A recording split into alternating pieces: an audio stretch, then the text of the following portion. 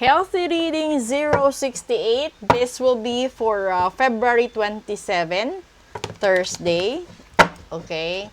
So, sa lahat ho ng sumali sa live ko kagabi, maraming salamat po. Sa lahat po ng winners, maraming salamat.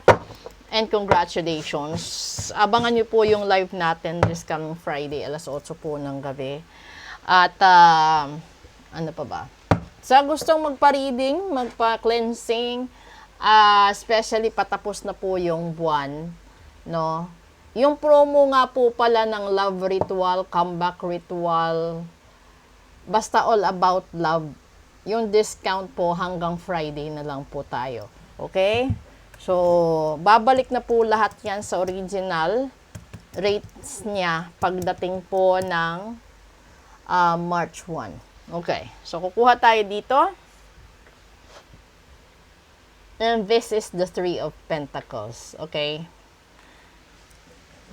Tatlo ito na bahagi. Kung tungkol ito sa pera, kailangan matuto kang makipagtulungan, makipagsabayan, at kailangan mo ring tumanggap ng pagkatalo.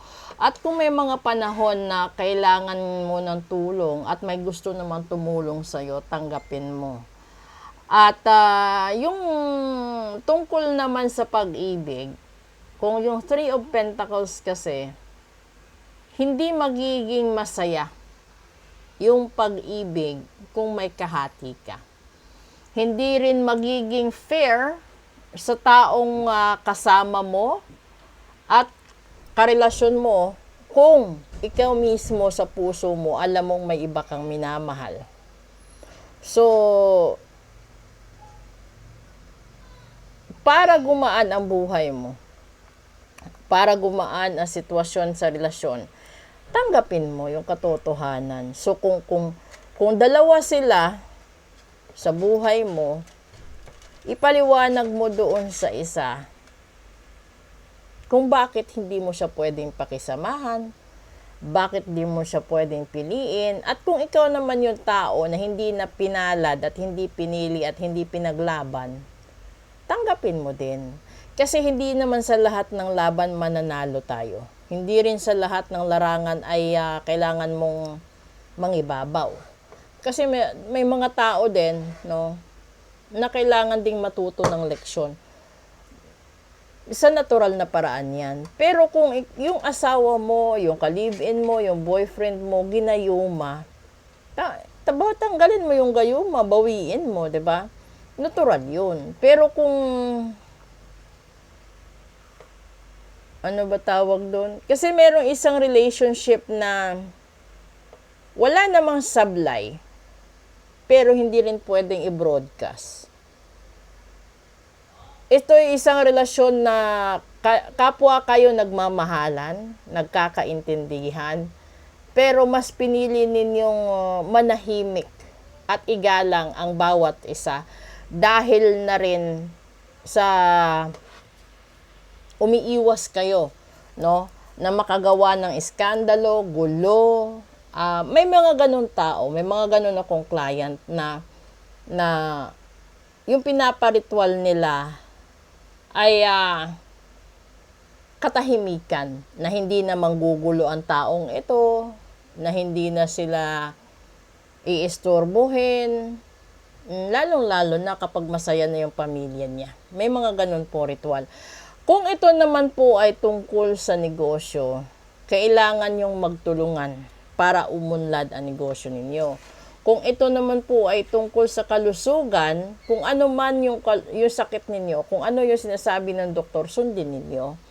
Kung ano man naman yung, halimbawa, may sakit ka, nasa doktor. May natural kang sakit, may barang ka or may kulam ka. Pwede yung pagsabayin basta marunong yung manggagamot. Kasi merong mga manggagamot na ayaw nilang ipadoktor yung pasyente hanggat nire-ritual nila. Pero sa case ko naman, pwede yun. Na ginagamot siya scientifically doon sa doktor at ako naman, ginagamot ko yung spiritual na side ng tao. Okay? So, kung ito'y mangyayari, no, yung pagtutulungan pagkakaintindihan, pagbibigayan, magiging successful. Siguro walang away, walang tampuhan, walang mai-stress, no, sa kalusugan. Dahil nakakamatay po yung mental stress at saka emotional stress. Kung nakikita ninyo, nagbibigti na po yung iba. 'Di ba? At it will be too late to realize na sinayang niya yung buhay niya sa taong hindi naman karapat-dapat pagsayangan ng buhay. 'Di ba?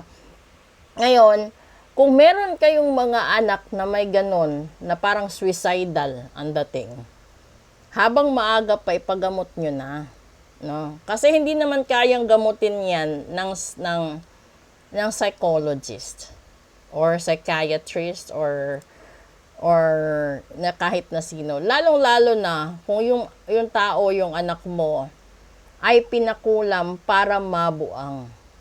Pinakulam para mawala sa focus, pinakulam sa kung ano man yung dahilan nila.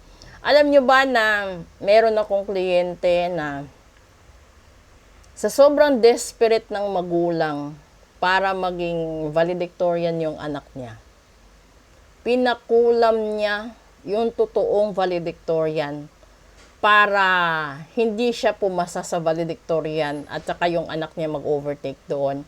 Kasi dahil lang sa scholarship ng isang pribadong paaralan.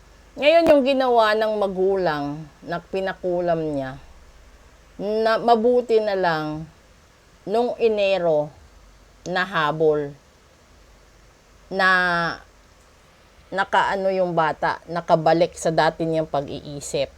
At saka lumabas yung katotohanan na ganun yung ginawa nung kabila kasi hindi niya matanggap na salutatorian lang yung anak niya. Kasi doon sa doon sa scholarship na yon, kung sino lang kasi yung valedictorian, siya yung possible na makakapasok ng libre sa isang pribadong kolehiyo. Siyempre, dahil hindi naman ganun kadami yung pera ng magulang ng anak, ay ng magulang ng estudyante, kaya nga yung estudyante gumagawa ng paraan through academics na makalusot siya. Ngayon, nagamot na agapan. So, mas maganda pa rin po kasi yung precautionary measures na magawa ninyo.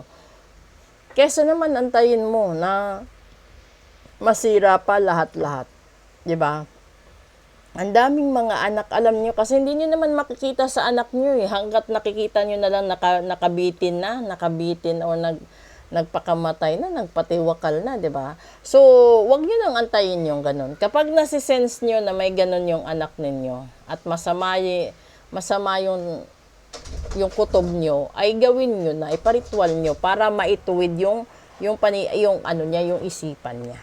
Okay? So, proceed tayo sa daily episode. Tignan po natin lahat-lahat kung ano po yung mensahe. At this is a general reading po sa lahat. Okay? Yun na lang po yun. Proceed tayo sa daily episode.